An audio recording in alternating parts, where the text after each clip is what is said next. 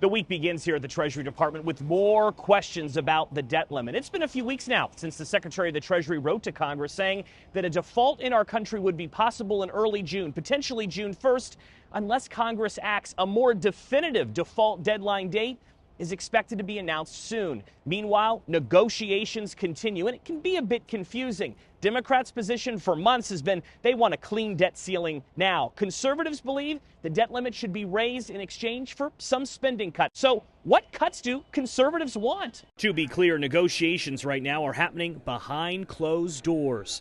But the easiest way to figure out what conservatives want is to look at what already passed in the House of Representatives, the 320-page Limit, Save, Grow Act. Don't worry, you don't have to read it. We did it for you. If you flip to page 15, you start to understand. The rescission of unobligated coronavirus funds. That's a mouthful, but it means Republicans want cities and states who haven't used their previously allocated pandemic stimulus dollars to give it back. Estimates have savings at around $56 billion. On the same page, you see prohibit unfair student loan giveaways. That targets President Biden's student loan forgiveness plan, as well as changes to income-driven repayment plans. The Supreme Court could issue a ruling in the coming weeks blocking it, but conservatives want it blocked now. Estimated savings, $425 billion. And while we can't read to you the entire bill in a 2-minute report, you should read page 89. Conservatives are calling it taxpayer protection. In reality, it's about rescinding the billions of dollars allocated to the Internal Revenue Service last year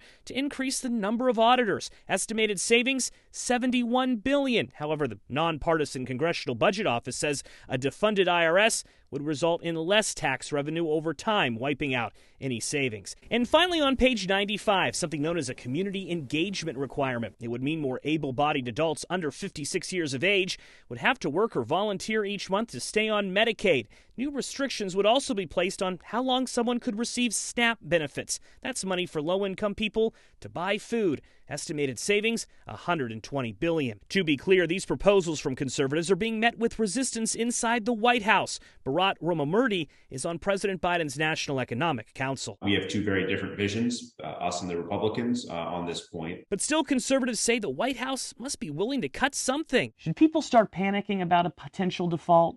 No. Iowa Republican Senator Chuck Grassley says it's only fair for them to try and use this moment to get something. It's all part of a big compromise to get this spending down. Joe St. George, Scripps News, Washington.